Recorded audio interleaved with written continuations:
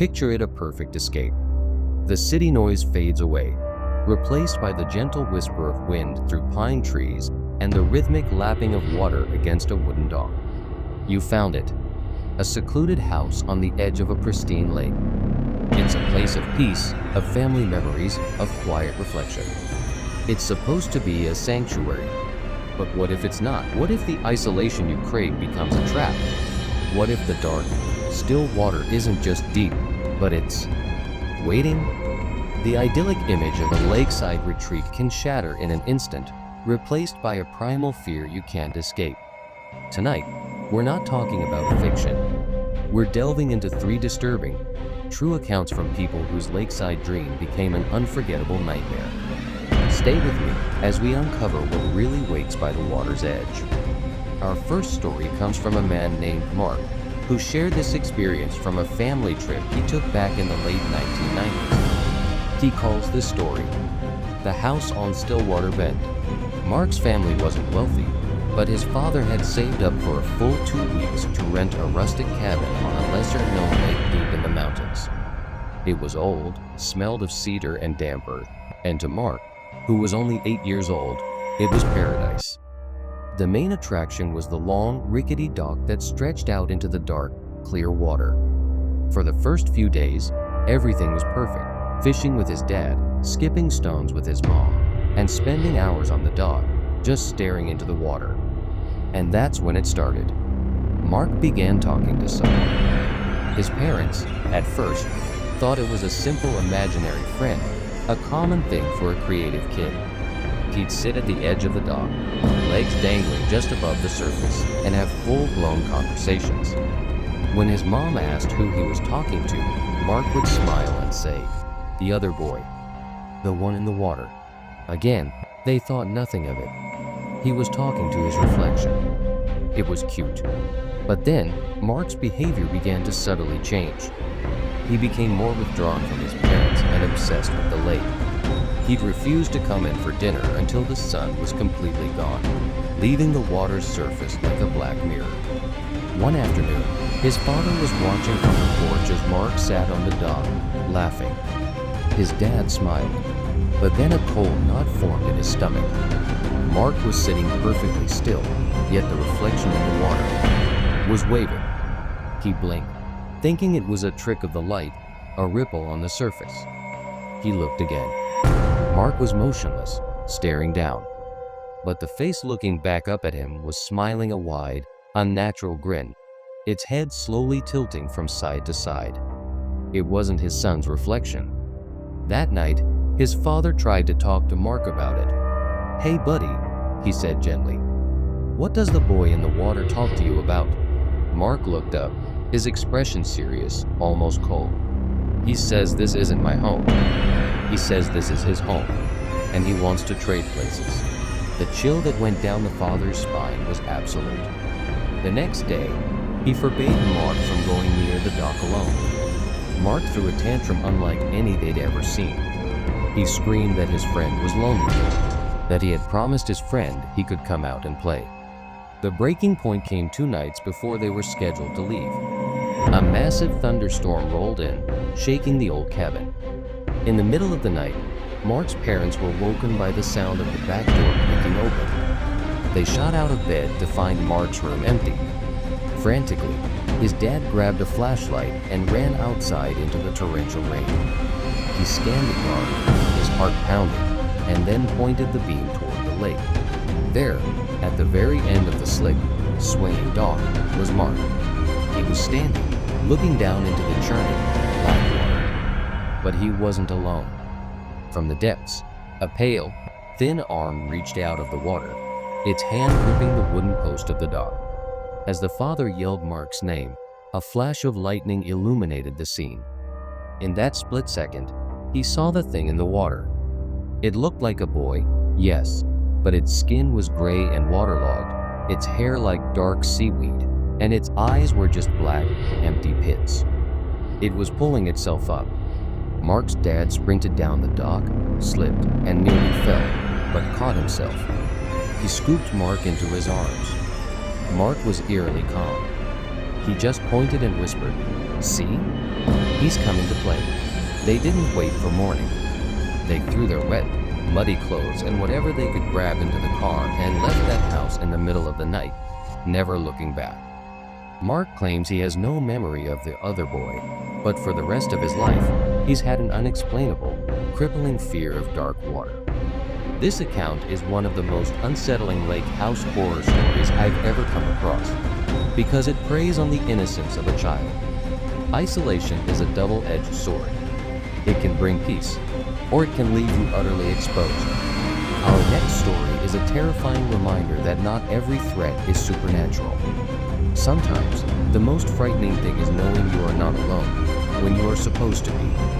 This was submitted by a woman named Clara, a novelist who sought solitude to finish her book. Clara rented a small, modern lake house for a month. It was her dream setup, floor-to-ceiling windows overlooking a vast, quiet lake surrounded by miles of dense forest. For the first week, it was bliss. The words flowed, the silence was productive, and her only company was the occasional deer that wandered into the clearing. Then she started hearing a faint, rhythmic tapping. It would only happen late at night.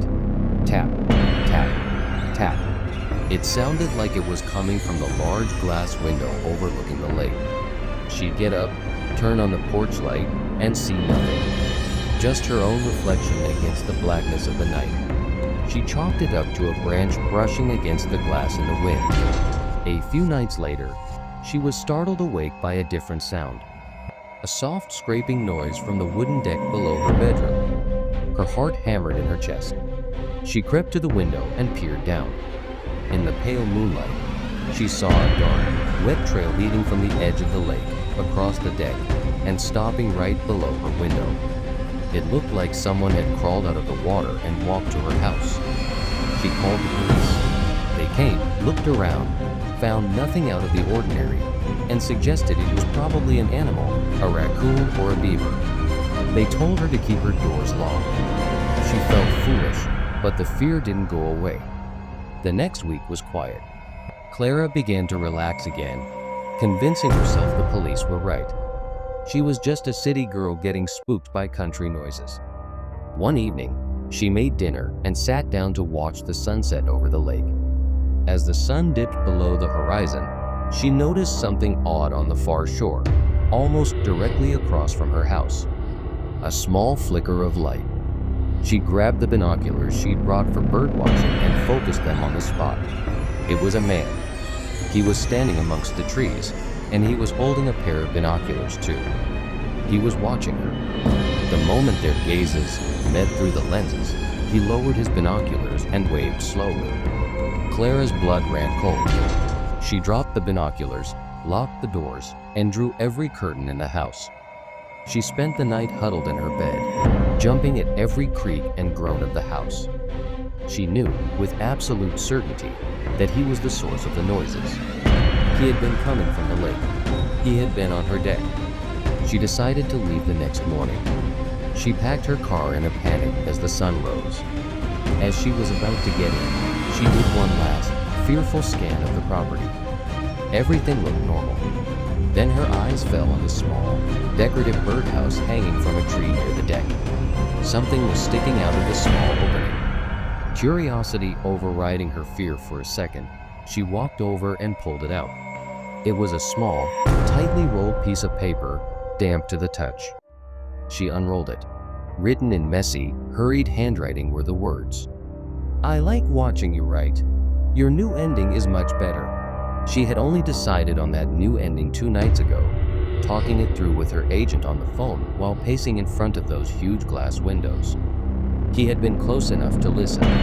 He could have been there, just feet away in the darkness, the entire time. Clara got in her car and drove for hours without stopping. She never found out who the man was. This story shows that a haunted lake house doesn't need a ghost to be terrifying. Sometimes the deepest fear comes from the violation of your safest space. Our final story tonight is, in my opinion, the most disturbing.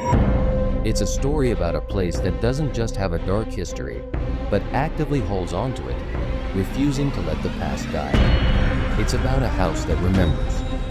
This account comes from two brothers, Alex and Ben, who bought a foreclosed property on a deep, cold lake known for its tragic accidents over the years. The house was a steal. It was old and needed a lot of work, but the location was incredible. They spent the first few weekends doing demolition, tearing out old carpets and knocking down non-load-bearing walls. It was in the basement that they found it. Behind a crumbling section of drywall was a small, hidden room. It was more of a closet, lined with sound-dampening foam that was now rotting and yellow. Inside was a dusty wooden chair, a single bare light bulb hanging from the ceiling, and an old reel-to-reel tape recorder sitting on a crate. Next to it was a cardboard box filled with dozens of audio tapes, each meticulously labeled with just a date. Thinking they'd found some old family recordings or a musician's forgotten studio, they took the machine upstairs, cleaned it up, and managed to get it working. They threaded the first tape, dated from 1978. They hit play. At first, it was just static. Then, a voice. A man's voice, calm and monotone. He said, October 12, 1978. Subject, Amelia. Approximate time of final submersion, 9:14 p.m. Then, a new sound filled the room. The sound of splashing water and a woman's muffled, panicked screams. There were pleas, cries for help, and then a final, gurgling gasp before silence. Just the sound of lapping water remained. Alex and Ben stared at each other in horror. They quickly put on another tape, this one from 1985. The same man's voice. July 3, 1985. Subject, David. He fought more than the others. Lost the watch. Approximate time, 11:52 p.m. It was followed by the sounds of a struggle, a man yelling, and then the same horrifying, watery end. They went through the local town archives online. They searched for news reports of drownings or missing persons on the lake matching those dates. They found them. Amelia, a tourist who fell from her boat. David, a local who went for a night swim and never returned. All ruled as tragic accidents. The man who owned this house, they realized, wasn't an observer. He was a collector of last moments. He had been using this house as a base for his unspeakable hobby for decades. The brothers immediately called the authorities, who took the tapes as evidence in a series of cold cases that were now horrifically solved. The brothers, though shaken, decided to finish the renovations and sell the house. They tried to put the gruesome discovery behind them. The house was now cleared of its dark secret. Or so they thought. A month later, Ben was working in the basement alone, installing new wiring. He had his portable speaker playing music. Suddenly, the music cut out. He thought the Bluetooth had disconnected, but then a new sound came from the speaker. It was the low hiss of static, and then a voice. It was the same calm, monotone voice from the tapes. It said, October 24th. Subject, Ben, he found the tapes. He shouldn't have. Ben froze, every muscle in his body rigid with fear. The voice wasn't coming from a tape. It was live. The house itself was speaking. The evil that had happened there hadn't left with the tapes.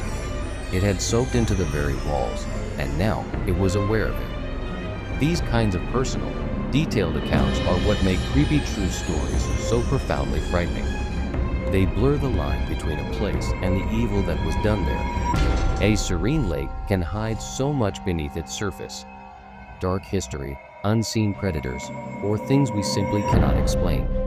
The houses built on their shores are meant to be places of refuge, but sometimes they become theaters for our deepest fears. They remind us that no matter how beautiful the view, you never truly know what's watching from the woods or what's waiting in the water. Thank you for joining me tonight. If these stories send a chill down your spine, please let us know by hitting that like button. And for more explorations into the dark and unexplained, be sure to subscribe to the channel and turn on notifications so you don't miss what's coming next. Stay safe and maybe think twice about that lakeside rental.